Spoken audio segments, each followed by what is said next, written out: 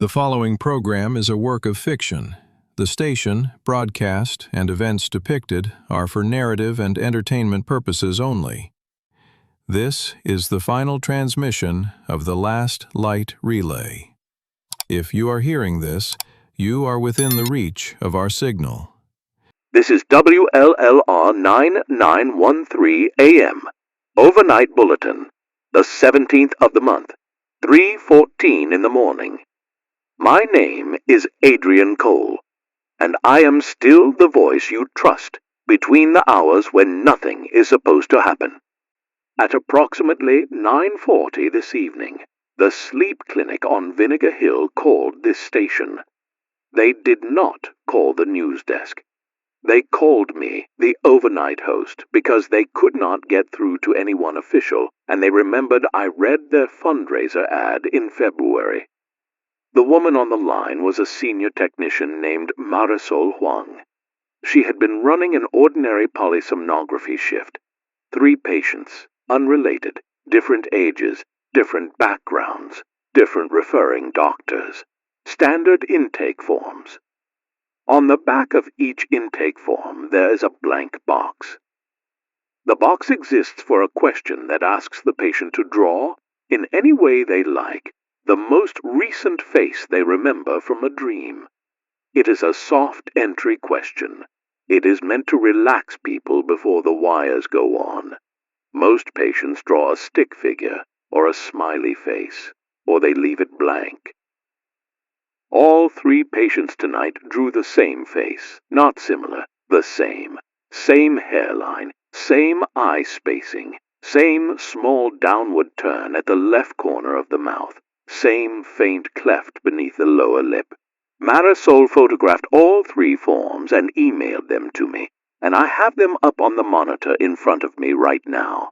And I am looking at 3 drawings made by 3 strangers in the same hour, and they are looking back with the same eyes.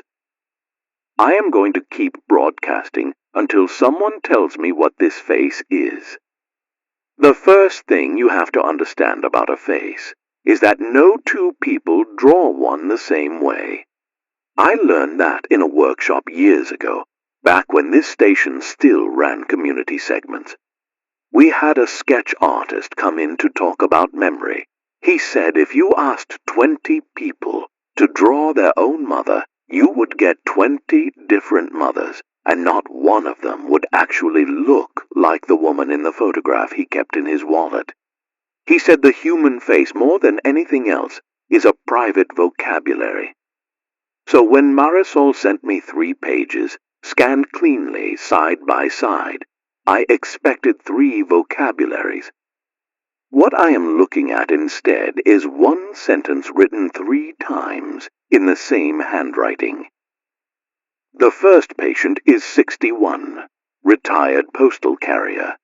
He drew with a ballpoint pen, hard pressure, the way men of that generation tend to.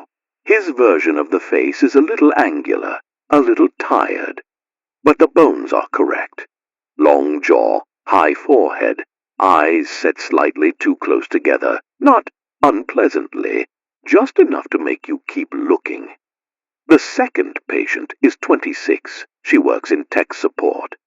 She used the pencil they keep in the cup at intake, and she sketched in soft shading. Her version is gentler, almost fond, the way you might draw someone you cared about. But the proportions are identical. Same jaw, same forehead, same eyes. The third patient is 9 years old. The form is technically her mother's, but the child sat at the desk and filled the box in herself while her mother was in the bathroom. She used a green crayon. Her version is a child's version, which is to say, it is honest in ways the others are not. The face is round because she draws every face round. But the details she chose to include the small downward mouth, the cleft beneath the lip, the slightly too close eyes, she chose those. A 9-year-old chose those. I do not know what to do with that. Marisol told me she walked into the lobby with the 3 forms fanned in her hand, like a magician's deck. and she asked each patient casually where they had seen the face before. The retired carrier said it was a man he used to see at the post office decades ago, but he could not remember his name. The tech support woman said it was an ex-boyfriend, but when Marisol pressed, she admitted she had never actually had a boyfriend who looked like that. The child said the face was her uncle. The child does not have an uncle. The mother confirmed this in the parking lot, quietly, while the child waited in the car. Marisol said the strangest part was not the drawings. The strangest part was that none of the three patients seemed surprised. They all said the same thing in slightly different words. They said, "Yeah, of course, I dreamed about him last night," like it was a person they already knew. "I am not supposed to take calls at this hour. There is no screener on duty after midnight, and the standing policy after the incident 2 years ago is that I route everything through the answering service and read what I can on the air. So that is what I have done." I gave out the line. I told the audience calmly that if they had any unusual dreams in the last 48 hours, I wanted to hear about them, and to please leave a message rather than expecting me to pick up. I framed it as a folklore segment. I am embarrassed about that now. I dressed this up as a quirky overnight bit because I did not want to be the man who panicked first. The answering service queue was at 3 when I started talking. It is at 147 now. I have been listening through them in the order they arrived. I am only going to describe what I hear, because I want this to stay clean, and I want anyone listening on a long drive to be able to keep driving. I am not going to play the audio. I do not think the audio would be safe to play, and I am going to explain in a moment why I think that. Message 1. A man, mid-40s, calling from a truck stop off the interstate. He says he dreamed last night about a face he did not recognize, and he is bothered because he has never been someone who remembers dreams. He describes a long jaw, a high forehead, eyes set slightly too close together. He says the man in the dream did not speak. He says the man in the dream looked patient. Message 2. A woman, early 30s, calling from a hospital break room. Same face. She describes it differently. She uses the word kind. She says she woke up missing him. Message 3. A teenager, 16. Calling from a bedroom while her parents are asleep. She is whispering. Same face. She says she has been dreaming about him for 3 nights in a row, and tonight, in the dream, he finally turned and looked at her, and she felt something she does not have a word for, something between recognition and apology. Message 4. Same face. Message 5. Same face. Message 6. The caller is crying. He says he is 68 years old, and he has not dreamed in 20 years, not since the medication. And last night he dreamed for the first time since his wife died, and the man he dreamed about was not his wife. I'm going to stop summarizing now. I want you to understand the volume. Out of 147 messages, 141 describe the same face. The remaining 6 describe nothing, because the callers could not finish their sentences. Here is what I am noticing, and I want to say it carefully because I do not want to be wrong. Every caller who described the face described him as familiar, not strange, not threatening, not new. Familiar. The word familiar appears in almost every message, and when it does not appear, a synonym does. People are saying, "I know him." People are saying he reminds me of someone. People are saying he looks like my brother, my father, my old teacher, the man at the gas station, the boy I sat next to in 2nd grade. But when I press the messages against each other, when I lay them side by side, the way Marisol laid the drawings. The comparisons do not match. Nobody is describing the same brother. Nobody is describing the same teacher. They are describing the same face and pinning it to a different memory. He is being recognized. He is not being remembered. There is a difference, and the difference is important. And I am trying to keep my hands steady on the console while I work through what it means. If 141 people independently see the same face and independently insist it is someone they already know, then either the face is real and somehow widely encountered, which is impossible given the demographic spread, or the face is being assigned the same emotional weight in each dreamer's mind. Something about him reads as kin. Something about him slots into the part of the brain that handles family, the way a key slots into a lock. I am not a neurologist. I want to be very clear about that. I have a community college degree in communications and a long history of reading other people's words into a microphone. I am going to be careful about pretending I understand a mechanism I do not. But I have spent the last hour reading every article I can pull up on shared dream phenomena, and the literature is thin, and most of it is anecdotal, and none of it describes anything like this. The closest thing I have found is a wave of internet posts from about 3 years ago, archived on a forum I am not going to name on air, where users started reporting a recurring figure in their dreams. They called him by a name. The name became a meme. The whole thing was eventually debunked as a hoax engineered by an art student who admitted to fabricating the original post. The face in those old posts is not the same face the callers are describing tonight. I have both up on my second monitor. I am looking at them. The hoax face is broad, square-jawed, theatrical, the way an art student would draw a haunting. The face on Marisol's intake forms is plainer, more tired, more worn.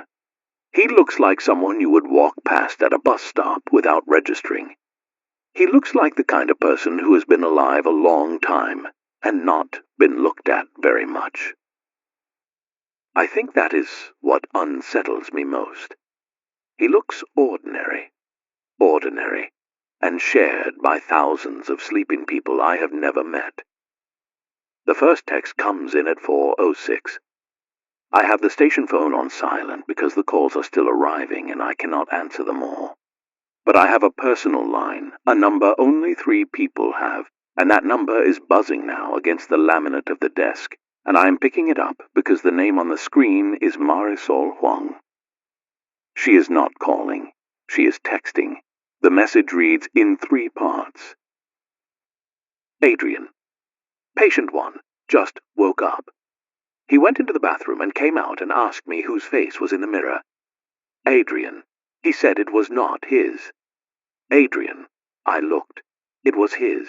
I read the messages aloud on air because I do not know what else to do with them, and because I promised whoever is listening that I would not keep things from them tonight. I read them, and then I sit with the silence for a moment, and then I keep going. She sends a 4th message a minute later. Patient 2 just did the same thing. I want to tell you what I think is happening, and I want to tell you that I might be wrong, because the only honest thing I can do right now is admit how thin the ground is under any explanation I could offer. The patients in the sleep clinic dreamed of a shared face. They woke up. They looked in a mirror. They did not recognize the face looking back at them. The face looking back at them, according to Marisol, was their own. I am going to take this slowly. There is a documented condition called prosopagnosia, face blindness. People with this condition cannot recognize faces, including their own. There is also a rarer condition where people look in a mirror and feel that the reflection is not them, even though they understand intellectually that it is. The clinical term is mirrored self-misidentification. It is associated with certain kinds of stroke, certain kinds of late-stage dementia. It is not associated with a healthy 61-year-old retired postal carrier who walked into a sleep clinic last night with nothing wrong with him except mild snoring. It is certainly not associated with two unrelated patients developing it in the same hour. I want to keep this grounded. The simplest explanation for what Marisol is describing is suggestion. The patients drew the same face. They became aware that they had drawn the same face. They lay down for a sleep study, woke up in a clinical environment, walked into an unfamiliar bathroom, and experienced a moment of unfamiliarity with their own reflection, which their already primed minds interpreted as the face from the dream. That is the simplest explanation, and I would believe it if it were not for the third message Marisol has just sent. She writes, "I just looked in the mirror too." She writes, "Adrian, the face in the dream. I think I know who he looks like." She writes, "He looks like me 10 years ago." I am reading these messages on the air, and I am hearing my own voice. And I am realizing my own voice has changed pitch slightly in the last 10 minutes. And I do not know if that is the situation or the studio. But I am going to keep talking, because if I stop talking now, I am going to start thinking. I keep a drawer in this studio that I almost never open. It is the bottom drawer of the desk, the one with the warped runner, and it contains, among other things, a folder of old promotional photographs from when this station did community events. There is a picture in there of me from a decade ago, taken at a county fair, standing in front of a banner that says, WLLR Listeners Appreciation Day. I was 34. I had more hair. I was smiling because someone had just told a joke I do not remember. I am opening the drawer now on air because I want you to hear the sound of it. There, that scrape. That is the runner. I am pulling out the folder. I am putting the photograph on the desk next to the 3 intake drawings on my monitor. I want to say something before I describe what I see, because I am aware that the next sentence I speak is going to sound like I have lost my composure, and I have not. I am holding the photograph with both hands. I am breathing slowly. I am doing the thing my first program director told me to do when I felt a story getting away from me, which is to describe what is in the room before I describe what is in my head. In the room, there is a console. There is a microphone on a boom arm. There is a coffee mug with the rim chipped on the left side. There is a window that looks out onto the parking lot, and the parking lot has 4 cars in it, including mine, and the lot lights are still on. And beyond the lights there is the dark shape of the maple tree that has been growing crooked since the year I started here. In my hand there is a photograph of a man at a county fair. The man in the photograph has a long jaw. He has a high forehead. He has eyes that sit slightly too close together. He has a small downward turn at the left corner of his mouth, and underneath his lower lip, faintly, there is a cleft. I am 34 in this photograph. I weigh about 15 pounds less than I do now. The angle is different. The hair is different. The smile is different. The face is the same face Marisol's patients drew tonight. I want to be careful. I want to say what is in my head out loud, because if I keep it inside, I will start to believe it, and I am not ready to believe it yet. I do not think the patients dreamed about me. I have never met them. The retired postal carrier never came into this station. The tech support woman is from out of state. The 9-year-old has never heard my voice. I am not the face in the dream. I think the face in the dream is something the dream is reaching for, and the closest thing it could find in 3 strangers in the same town on the same night was a version of me I stopped being a long time ago. The texts start coming in faster now, not just from Marisol, from 3 other numbers I recognize and several I do not. My ex-wife sends me a message at 4:32. We have not spoken in 8 months. The message says, "Adrian, are you on the air right now?" The message says, "Please pick up." The message says, "I had a dream about a man, and I just walked past the hallway mirror, and I did not recognize myself for a second, and then I did, and I do not feel right." I do not text her back. I cannot text her back while I am broadcasting. I read her message on the air, leaving out her name, and I say, gently, to anyone listening who is currently experiencing the same thing, that they are not alone, and that I am still here, and that I am going to keep being here for as long as the transmitter holds. The next 40 minutes are the hardest to describe, because nothing is happening in any visible way, and yet everything is happening. The city outside the studio window is doing what a city does at 5 in the morning. Lights are coming on in upper-story apartments. A delivery truck passes on the boulevard. A man walks his dog past the parking lot, and the dog stops to sniff the curb the way every dog has ever sniffed every curb. From the outside, the morning is ordinary. But the texts keep coming. A nurse in the emergency department 2 miles from here sends me a message that says her shift has had 9 patients in the last hour. All walk-ins, all complaining that their reflection looks wrong. None of them are in distress. None of them are confused about who they are. They simply report calmly that the person in the mirror is not the person they are used to seeing. The nurse says her supervisor sent them all home with referrals to outpatient neurology.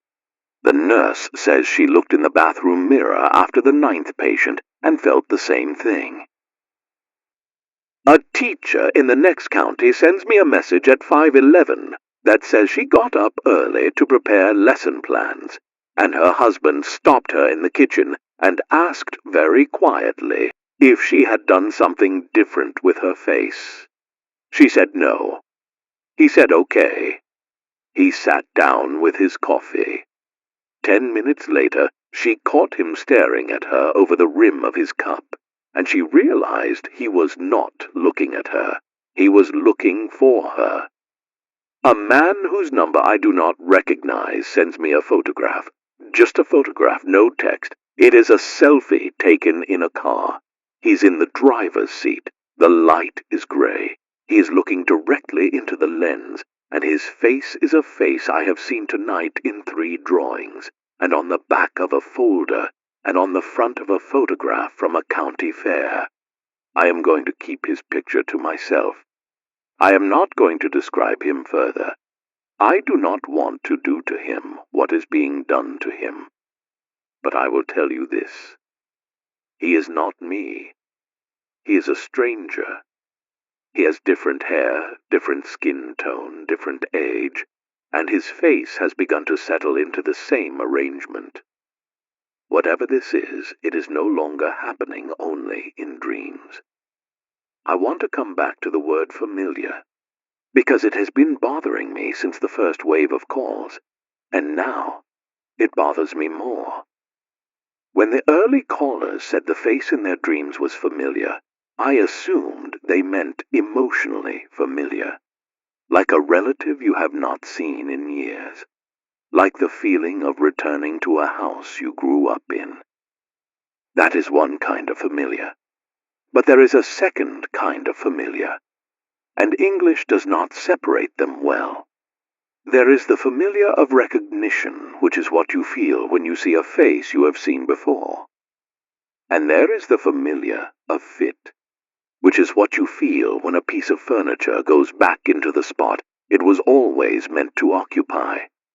The second kind of familiar does not require prior contact. It requires correctness. It is the feeling that something is finally where it should have been all along. The callers, I think, meant the second kind. That is what makes this harder to describe and harder to dismiss. They are not saying they dreamed of someone they used to know. They are saying they dreamed of someone who has always belonged in the part of their brain where family lives and who has finally arrived there. They are saying the slot was open, and now it is full. I keep coming back to a thing my grandmother used to say near the end of her life, when she was forgetting names and rooms, but had not yet forgotten the people in them. She said more than once that everyone has a face they wore before they got the one they have now, and that some people remember it and some people do not. I always took it for the kind of poetic thing a tired old woman says to fill a silence. I am not sure I take it for that anymore. If she was right, and I am not saying she was, then everyone walking around with a face is walking around with the most recent face. The face on top of a stack, and under that face there are other faces, ones we used to wear, ones we forgot to keep wearing, ones we shed on the way to becoming whatever we are now. We do not throw those faces away, we just stop using them. And if something, somewhere, has learned how to reach into that stack and pull out the bottom card, then what every dreamer is recognizing tonight is not a stranger. It is a face they used to wear, a face they put down, a face that is, in the most literal sense, theirs. And it is asking, very quietly, to be put back on. 6:04 in the morning. The sky outside is starting to gray, the way it does in the half hour before sunrise this time of year, when the world is neither night nor day, and you can still see the street lights, but they no longer matter. I am on hour 7 of this broadcast. I have not had coffee in 2 hours, because I cannot bring myself to walk to the break room. I do not want to pass the bathroom on the way. There is a mirror in the bathroom. I am going to be honest with you about that, because I think honesty is the only currency I have left at this point in the night. I am afraid of the mirror, not because I think something is going to happen to me, because I think nothing is going to happen to me, and I am going to look like myself. And I am going to wonder, for the rest of my life, whether the face I see is the face I started with, or the face the dream is offering. The texts have shifted in tone. The early ones were curious. The middle ones were unsettled. The ones arriving now are quieter, more procedural, and that is what scares me most. People are starting to make plans around it. A man writes, "I am keeping my kids home from school. I do not want them to see their friends today. I want to look at them all day and make sure they still look like themselves." A woman writes, "I cancelled my appointment. I am not leaving the house. I do not want to see anyone I love until I know what they are now." Another woman writes, "I cannot sleep. I am afraid to sleep. I am afraid to dream him again. I think if I dream him one more time, I will not come back the same." That last one is the one I want to sit with because it raises the question I have been circling without naming. If the face is arriving through sleep, then sleep is the problem. And sleep is not optional. You can stay awake for a night. You can stay awake for 2 nights if you are stubborn and well supplied. After that, you start to lose the parts of yourself that need sleep more than you do. Your judgment goes. Your reflexes go. Your sense of where your body ends and the world begins goes. And eventually, despite everything you can do, you fall asleep, because sleep is not a choice. Sleep is a debt the body collects whether you want to pay it or not.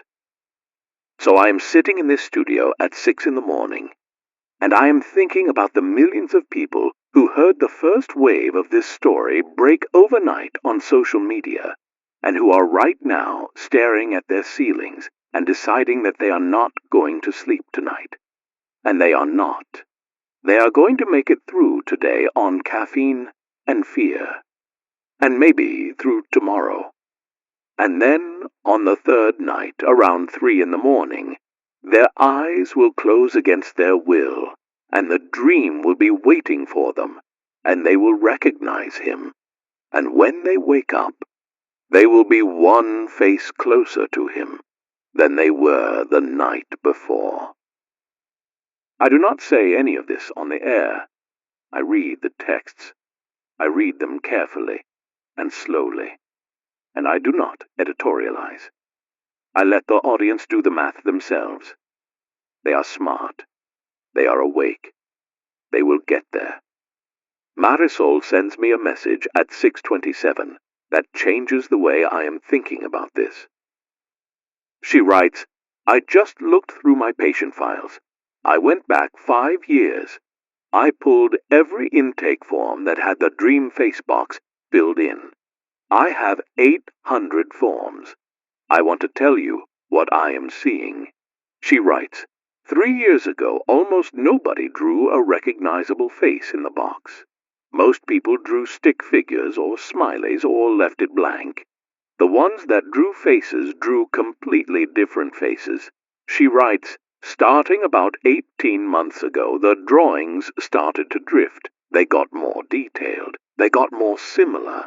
Not identical, not yet, but they started to share features. A long jaw, a high forehead. She writes, 6 months ago I have 12 forms in a row from 12 different patients, and the faces are essentially the same. I did not notice at the time.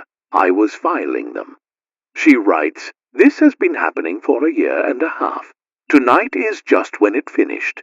I read her texts on the air exactly as she sent them, and then I sit with the silence for a moment, and I make myself say what I am thinking. If she is right, then this is not a sudden event. This is a slow event, and tonight is not when it began. Tonight is when it became visible. Something has been arriving for a year and a half. Quietly. In the dreams of people who go to sleep clinics, in the boxes on intake forms, in the parts of the night nobody checks. And the question that bothers me is not how. The question that bothers me is why I did not feel anything until tonight. Because if Marisol's records show 18 months of slow convergence, then I have been dreaming too. Everyone has. I am one of the dreamers. I have been waking up every morning for the last year and a half with no memory of who I saw in the dark, and apparently the answer all along was him, or me, or whatever the word is for the face we are all converging on. I open the photo folder on the desk again. I look at myself at 34. I look at the drawings on the monitor. I look at the selfie the stranger sent me from his car. It occurs to me, for the first time tonight, that I might already be further along than I think. That the reason I recognize the face in Marisol's drawing so quickly is not that I am still the man in the photograph.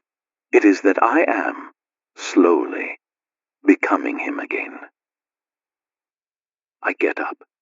I walk to the small mirror that hangs by the studio door, the one I usually only use to check my collar before the morning show host arrives. I look at it for a long time. My face is the same face I have had for years. The lines around the eyes are the same lines. The gray at the temples is the same gray. But the jaw, I think, is a little longer than it was yesterday. I'm not sure I trust myself to know that. 7 in the morning. The first photo arrives. It is from a woman in another time zone, 2 states east, who has been listening since the start of the broadcast. She apologizes for sending it. She says she would not normally do this, But she just took a selfie because she wanted to check her hair before her video call, and the photo came out wrong, and she does not know who else to send it to, and she is sorry, and she hopes I am okay, and she hopes she is okay. The photo is of a woman in her 40s, brown hair, light eyes. Standing in a kitchen, the face in the photo is the face from the drawings. Not approximately. Exactly. Same long jaw, same high forehead, same eye spacing, the downward turn at the left corner of the mouth, the faint cleft beneath the lower lip. She is not aware. I can tell from the text she sent. She thinks something is slightly off, but she has not seen it. She is looking at her own face every day, and she is seeing the woman she expects to see, and the face the camera is capturing is no longer that woman. I do not tell her. I cannot tell her. What would I say? What would any of you say? 12 more photos arrive in the next 20 minutes. Different ages, different backgrounds, different cities, because by now the broadcast has been picked up by the regional affiliate network, and people are listening across the state line. Every photo shows a different person. Every photo shows the same face. Some of the senders are aware. The aware ones are not panicking. That is the part that disturbs me most. They are calm. They are writing to me the way you write to a doctor about a symptom you suspect is serious, but do not yet want to name. They are asking in their texts whether anyone else has noticed it. They are asking whether I have a number they can call. They are asking, several of them, whether I think this is permanent. I do not have an answer for them. I do not know if this is permanent. I do not know if the convergence completes, and everyone walks around with the same face forever, and we all simply learn to identify each other by voice and gesture. I do not know if the convergence reverses, and at sundown tonight everyone returns to themselves, and the dream releases us with a polite nod and goes elsewhere. I do not know if there is a third option I have not thought of. What I do know is that I am still on the air, and the audience is still with me, and the audience is starting to look like one person.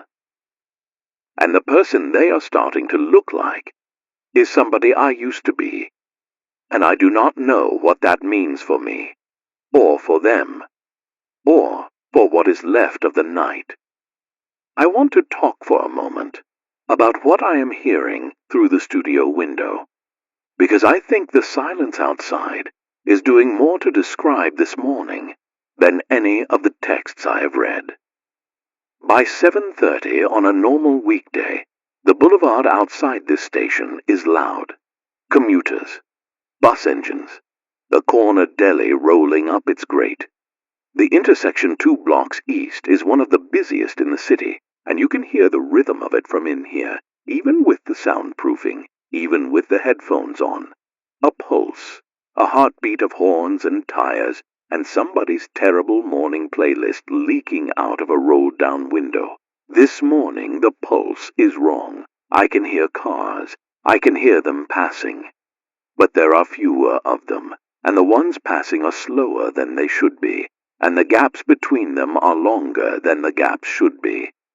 There has not been a horn in 20 minutes.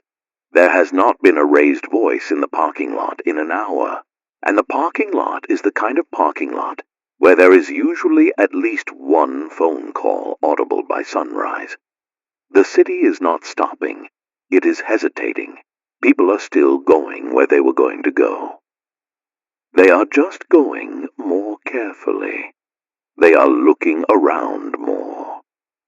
They are passing each other on the sidewalk and glancing up and glancing away and not saying anything, because what is there to say when the person walking past you has the same face you saw in the mirror this morning? I think this is what slow collapse sounds like. Not screaming, not sirens, just a city lowering its volume. The way a room of strangers lowers its volume when something everyone has noticed but nobody wants to name has entered the room. A new text arrives. The number is local. The message is short. It says, Adrian, it is Marisol. I am at the clinic. All 3 patients are still here. None of them have left. They are sitting in the lobby together. They are not talking. They are looking at each other. They have not stopped looking at each other for 2 hours. She writes a follow-up. She writes, I think they are happy. She writes, I do not know how to explain it. They look calm.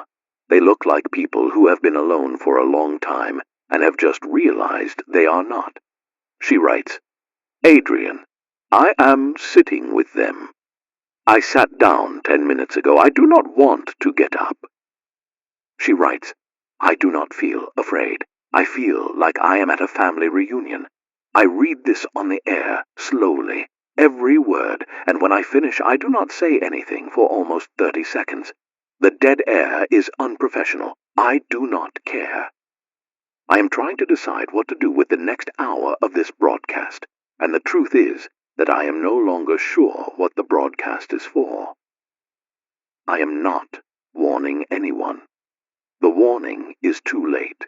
I am not informing anyone. The audience is informing me.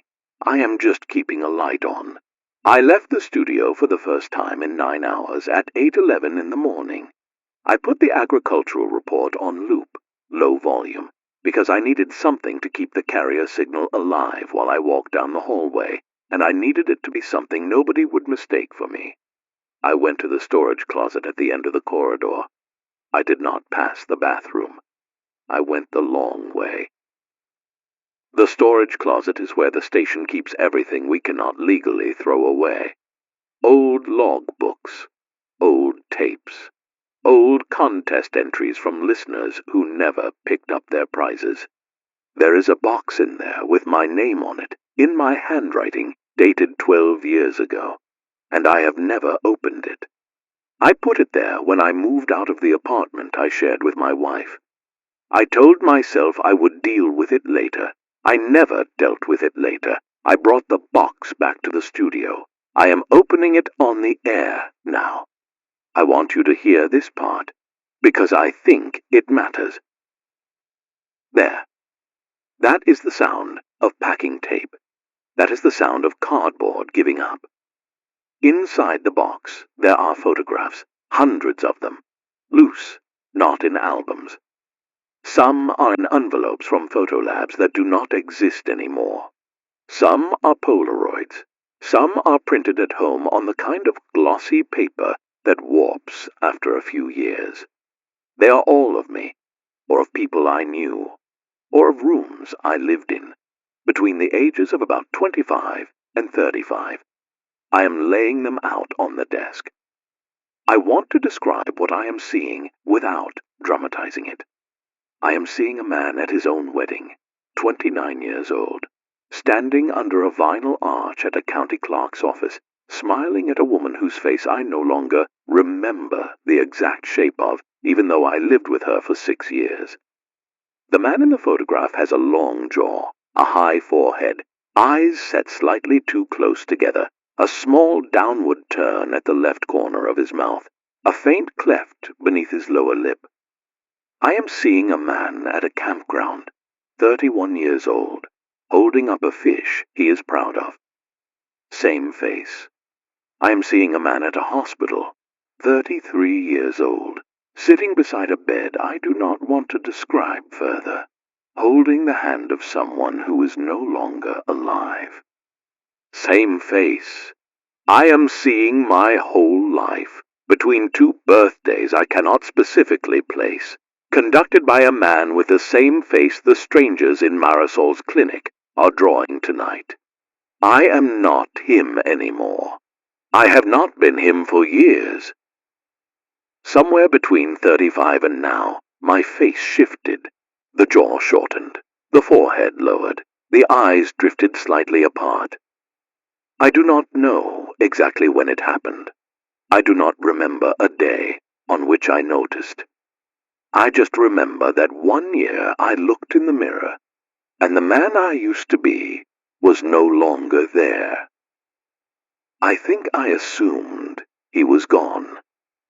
I think most of us assume our old faces are gone. We are wrong. They are not gone. They are stored. They are filed somewhere in the part of the world that keeps things. And tonight, for reasons I do not understand and may never understand, something opened the filing cabinet. I want to tell you about the man in the photographs, because if I do not tell you about him now, I am not going to get another chance. He was 28 when this version of his face settled. He thought he was going to be a journalist.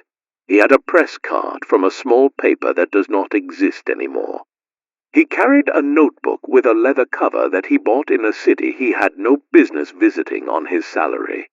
He drank his coffee black because he thought black coffee made him serious. He was not serious. He was scared the way young men are scared of being ordinary. He fell in love with a woman who liked his stubbornness more than he deserved. He married her in a courthouse in the spring. He thought they would have children. They did not. He thought he would write a book. He did not. He thought the face he had at 30 was the face he would carry into old age, and that the things he loved at 30, he would still love at 60. He was wrong about all of it. The marriage ended slowly, then quickly. The journalism dried up. He took a job at an overnight radio station because the job paid badly enough that nobody else wanted it, and because he had stopped wanting much of anything. He grew into a different face, a quieter one, a face that did not expect anything and was, for the most part, not disappointed. I am that man now, the quieter one. I have been him for 10 years.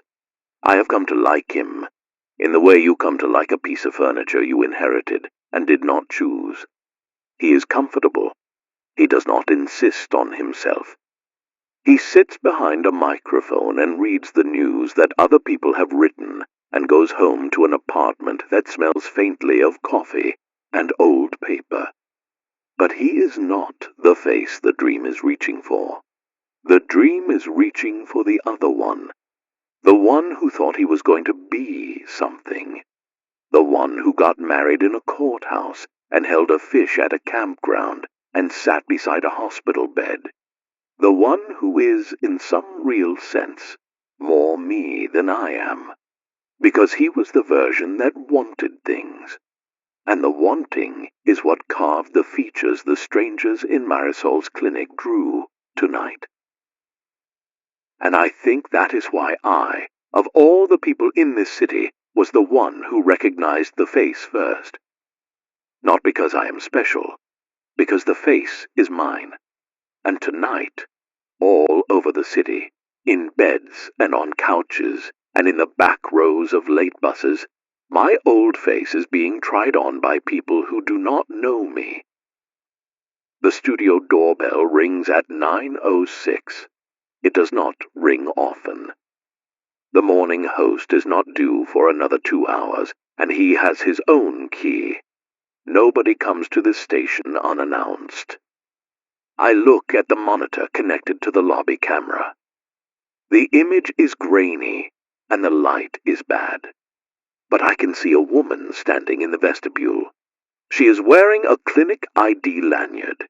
She is holding a manila folder. She is looking up at the camera, directly into it, and she is smiling. I do not recognize her face. That is not entirely true. I recognize her face the way the callers said they recognized the face in the dream. I recognize her as familiar. I have seen her tonight, in Marisol's text messages, in the drawings on the monitor, in the photographs I just laid out on the desk. The face on the lobby camera is the same face, long jaw, high forehead, eyes that sit slightly too close together, a faint cleft beneath the lower lip. The text on the camera screen says the doorbell was pressed at 09:06, and the name attached to the door scan is Marisol Huang. I want to be honest about what I do next, because the honest thing is not the brave thing, and you have stayed with me long enough that you deserve the honest version. I do not buzz her in. I sit at the console and I look at the screen, and I watch Marisol Huang stand patiently in the vestibule, holding a folder, smiling up at the camera. I watch her for a full minute. She does not press the bell again. She does not knock. She does not look impatient. She looks like someone who has all the time in the world. I open the intercom. I do not turn it on. I just open the channel from her side to mine, so I can hear what is happening in the vestibule. The sound is faint, but I can hear her breathing, and underneath her breathing, I can hear her humming, very softly, a tune I do not recognize. I do not know what the tune is, and I think that is the worst part, because Marisol and I have known each other for 3 years, and I should know what she hums. She lifts the folder slightly. She tilts it toward the camera. There is a single sheet of paper visible on top of the folder.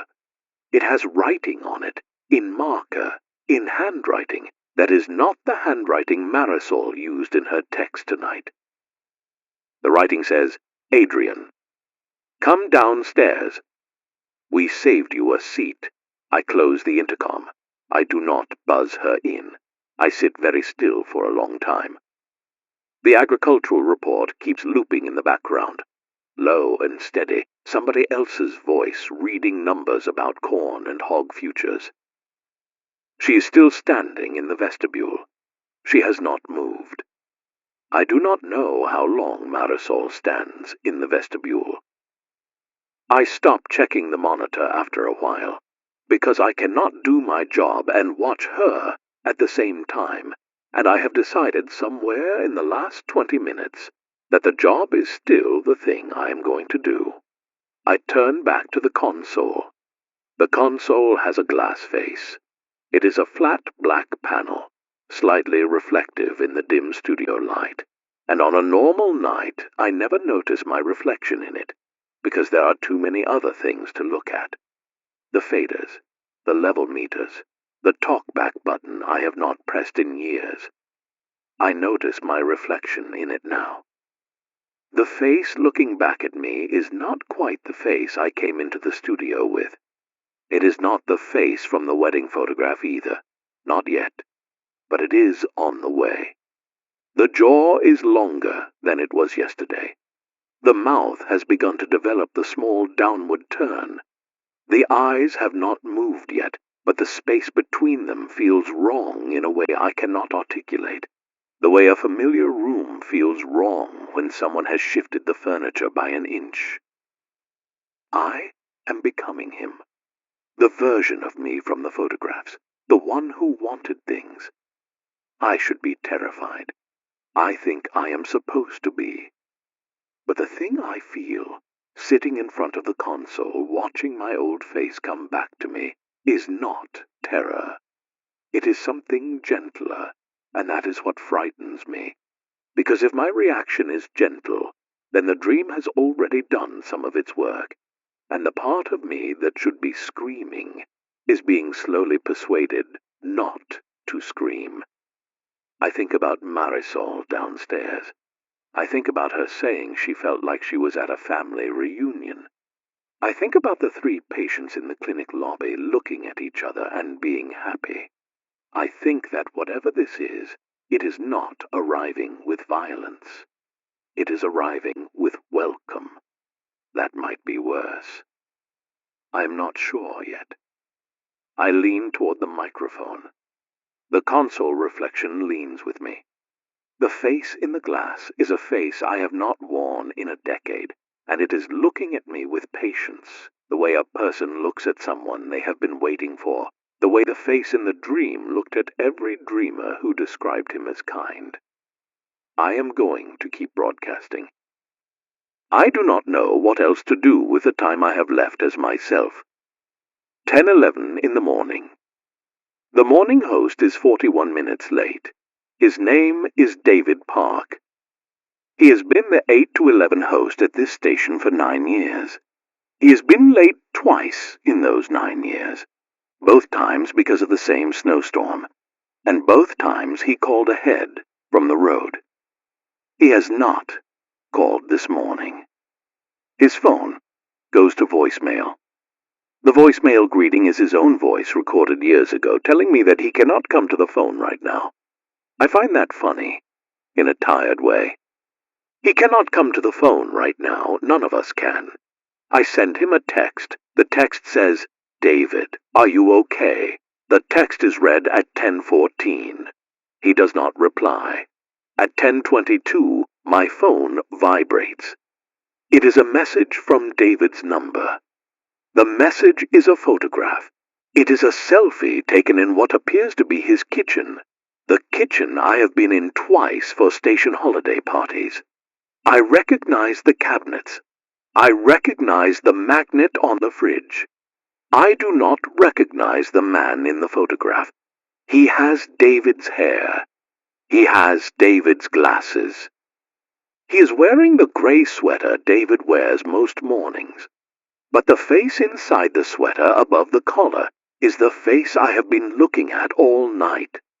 Long jaw, high forehead, eyes that sit slightly too close together, a small downward turn at the left corner of the mouth. A second message follows the photograph. It is one line. It says, "I overslept. I am sorry. I am coming in now." I read this on the air. I do not editorialize. I let the audience sit with it the way I am sitting with it. I think about what to do when David arrives. I think about whether to let him in. I think about whether the David who arrives will know how to do his show. I think he probably will. The dream is not erasing people. It is not even replacing them exactly. It is just settling them into a shape that the rest of us are also settling into. David Park will still be David Park. He will still tell the same jokes. He will still hate Mondays out loud at 9:45. He will just be him with my old face on, and so will the traffic reporter, and so will the receptionist, and so will I. I think we are not being taken away. I think we are being merged. I do not know if that is better or worse than being taken. I do not know if there is a difference. I am going to keep talking until I know. Around 11, the texts change one more time. And this is the change I want you to hear, because this is the change that told me the morning was nearly over. The texts stop asking questions. For the first 8 hours of this broadcast, every message that arrived was, in some form, a question. What is happening? Am I imagining this? Has anyone else noticed? Is this going to stop? Should I be afraid? Should I wake my husband? Should I look at my children? Is it safe to go to work? Is it safe to drive? Is it safe to sleep? Around 10:30, the questions began to thin. Around 11, they stopped. The texts arriving now are short. They are statements.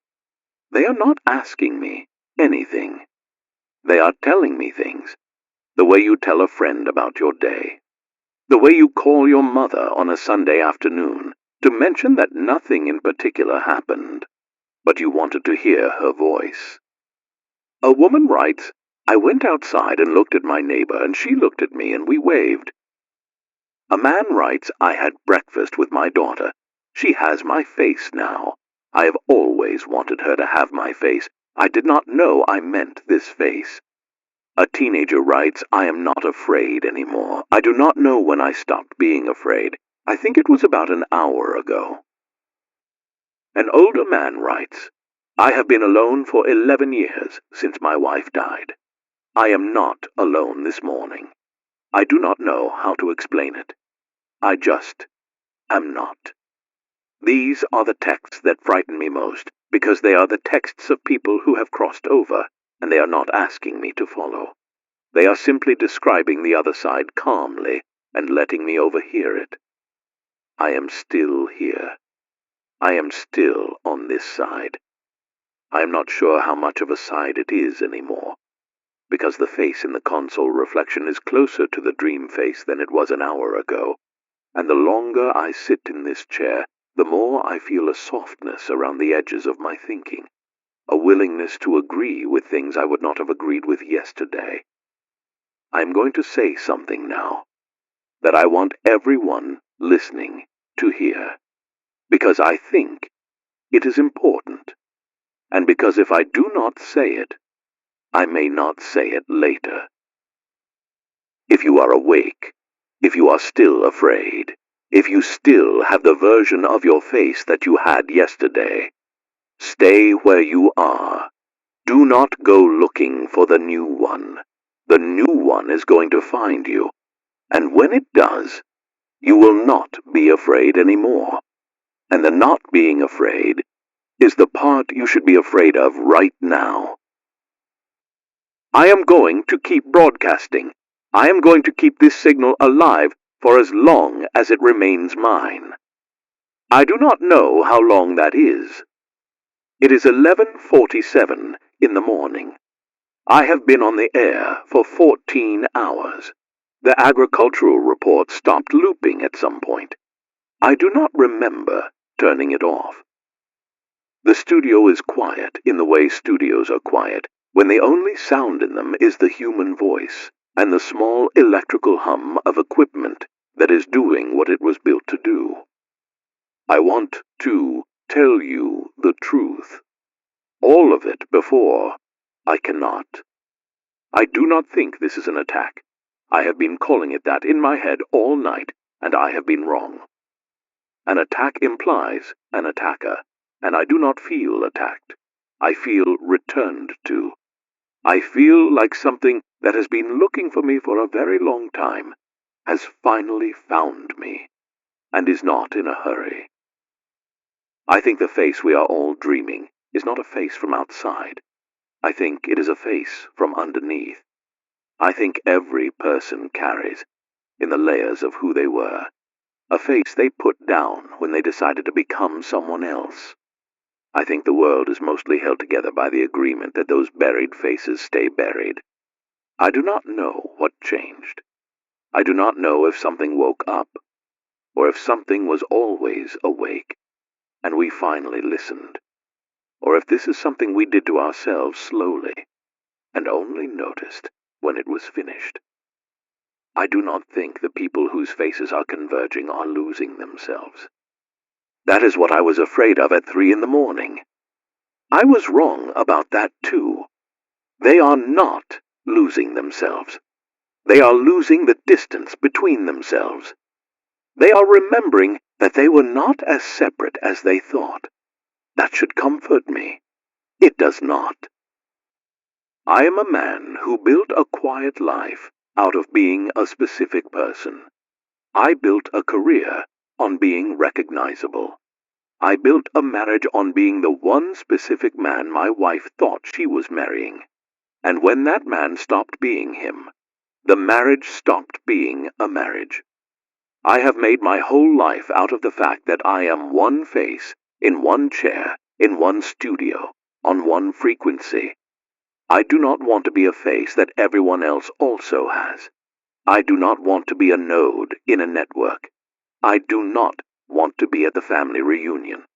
I have spent a long time making peace with being a person, and being a person, it turns out, requires being separate.